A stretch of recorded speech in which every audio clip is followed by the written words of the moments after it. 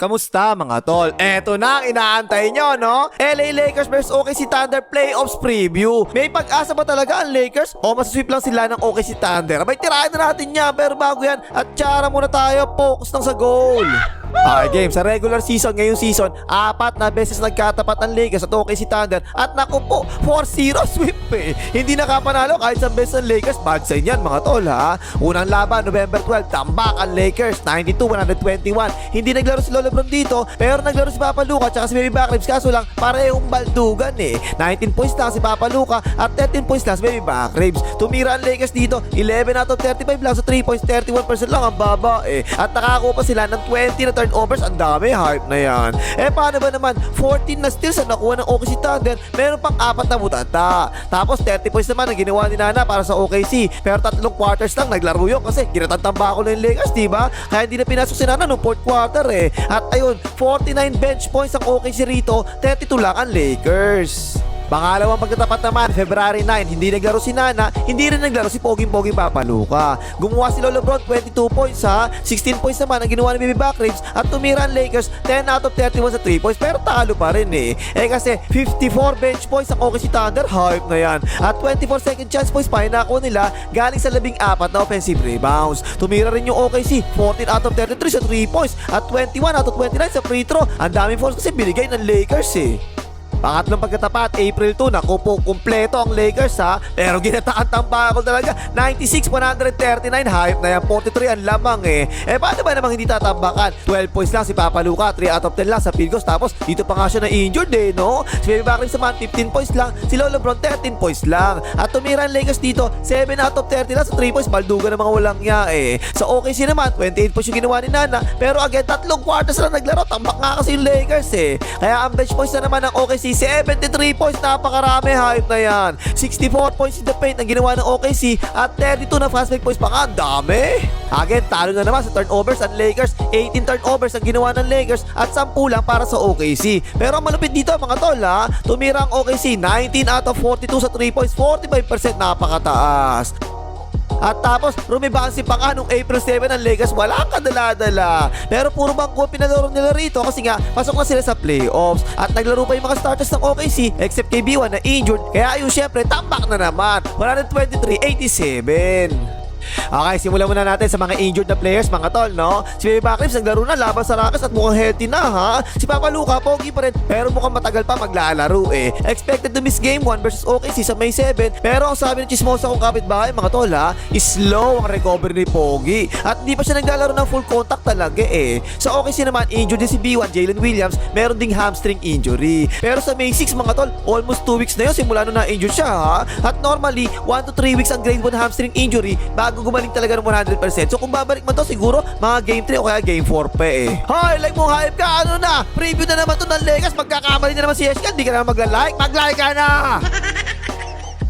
Now, ito mga tol, based naman doon sa mga binanggit natin kanina na 4 na laban ng Lakers tsaka OKC this season ha, anong una nyo napansin doon? Unang-una ko napansin mga tol, yung turnovers ang dami eh, no? Sobrang daming turnovers na nakukuha ng Lakers sa 4 na laban nila sa OKC. 20 no November 12, 15 no February 9, 18 no April 2, at 17 no April 7, ang dadami eh, no? Una dyan si Papa Luka na merong 6 na turnovers nung April 3, baka naman hindi pa maglalaro si Papa Luka, so baka mabawasan pa yan, diba? Ang problema nandyan mga tol, ang OKC talaga, isang tough defensive team talaga yan, diba? Pang number 8 sila sa buong NBA sa defensive rating. Kadikit lang halos nila yung Houston Rockets sa defensive rating eh. Pero ang malaking pagkakaiba mga tol, ang Houston Rockets, sila single lang yung natirang big man, ang daming nawala eh. Kaya kung hindi nyo napansin, dun sa game 6, nabugbog talaga sila ng Lakers sa loob. Pero ang OKC naman, andyan si Paliton Chet at si Frankenstein na pinagsasabi pa nga minsan ng OKC sa first 5, diba? Twin Towers sila minsan sa first 5 eh. So I doubt na makakapaghari-harian ng Lakers sa loob.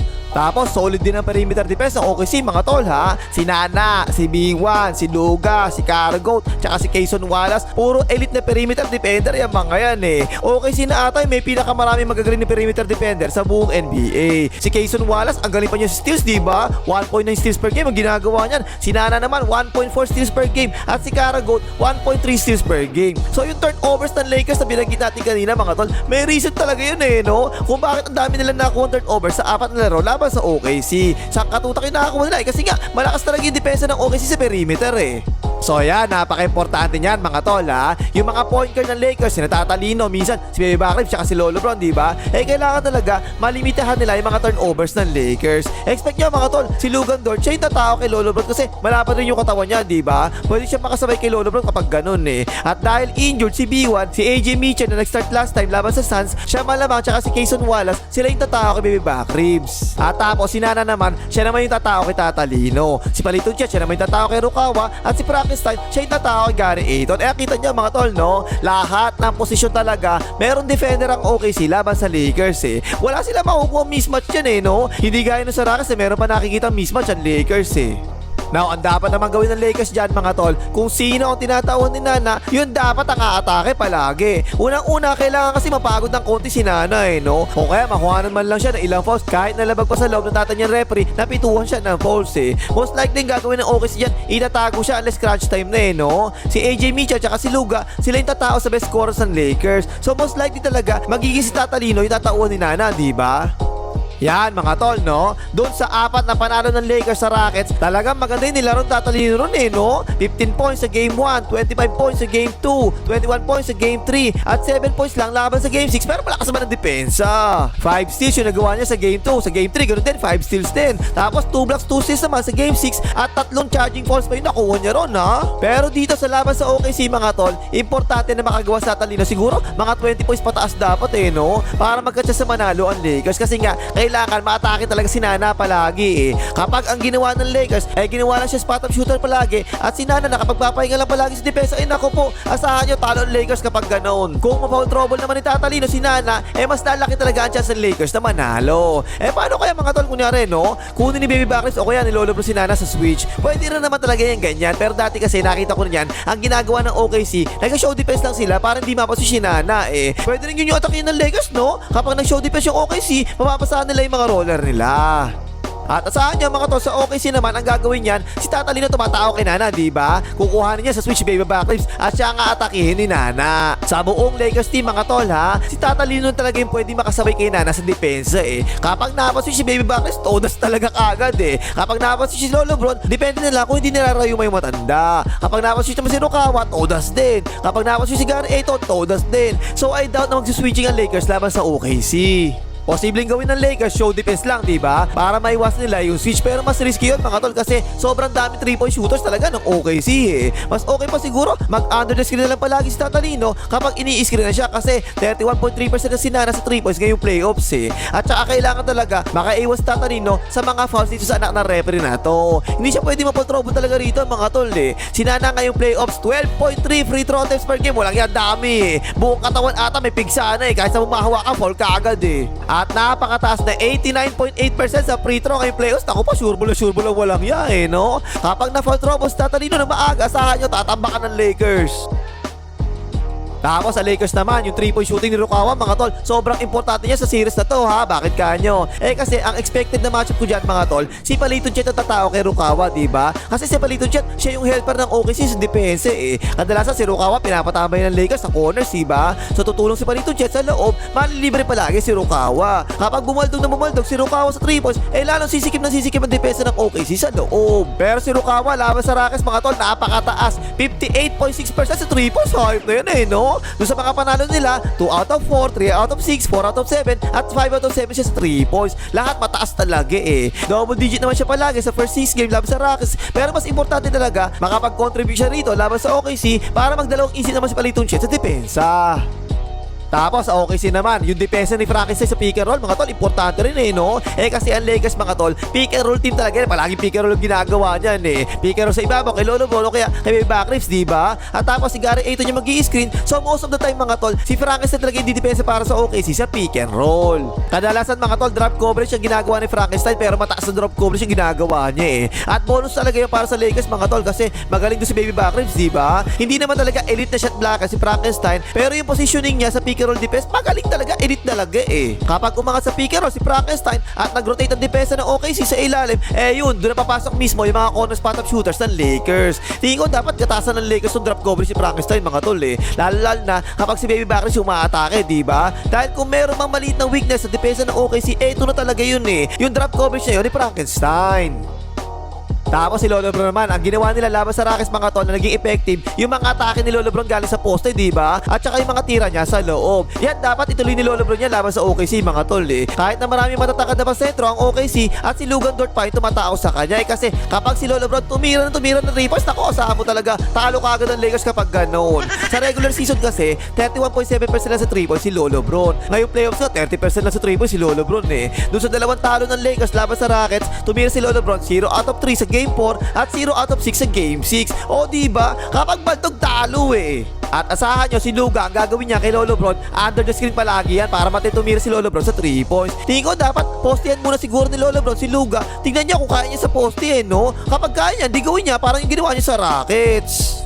Tapos yung bench mga tol, pucha, sa regular season, talagang lamang na lamang ang bench ng OKC sa Lakers eh. Sa bench ng OKC, andyan si Aaron Wiggins, si Alex Carugot, si Kayson Wallace, si Isaiah Joe, at saka si B2. Andyan din si Edwin McKay na bihira lang gamitin. Si AJ Mitchell, off the bench talaga naglalaro yan mga tol eh, no? Pero ginawa first save kasi nga injured si V1. Napakasulit ng bench ng OKC, puro aso yung mga yan eh, no? Puro masisibag, tapos puro 3-point shooter pa. Normally mga tol, 9-man rotation ang ginagawa ng OKC ngayong playoffs. Pero kapag nagbalik si B1, posible siguro maging 10-man rotation pa yung gagawin niya. Ang lalim talaga ng bench nila eh. Doon nga sa laban nila sa Phoenix Suns ha, ang bench ng OKC umiscore sila 40 points, 27 points, 36 points, tsaka 35 points. O diba? Samantalang ang bench ng Lakers laban sa Rockets 13 points, 6 points, 24 points, tsaka 38 points kasi tambak na, kaya bench na yung naglaro sa 4th quarter. At kadalasan 8-man rotation ang ginagawa ng Lakers mga tol ha. Si Luka Nurse, si Saudi Arabia, tsaka si Ajax Hayes, yung tatlo na yun naglalaro off the bench ngayong playoffs, diba? Minsan ginagamit din si Bandol, tapos paminsan-minsan pinapasok din sandalian si Idol Brownie James sa simula ng second quarter para syempre hindi magalit yung tatay niya dahil nabangko yung anak niya. Tapos ang X-Factor naman ng Lakers dito sa series na to, 3-point shooting nila mga tol eh. Kailangan talaga mag-click to eh, no? Kasi yan ang tingin ko magiging main weapon ng Lakers dito mga tol ha. Ang depensa kasi ng OKC, napakasikip talaga yan eh. Kung hindi makakashoot sa labas ang Lakers, asahan nyo talaga lalong sisikip ang depensa ng OKC. So yung mga 3-point shooters ng Lakers, si Narukawa, si Luka Nurse, kailangan talaga uminit yung mga yan laban sa OKC eh. May isa pang factor ng Lakers dito mga tol ha, si Tatalino. Kapag na-injure ni Tatalino si Nana, eh malamang manalo talaga yung Lakers dito. Kaya may Tatalino, may tiwala kami sa'yo.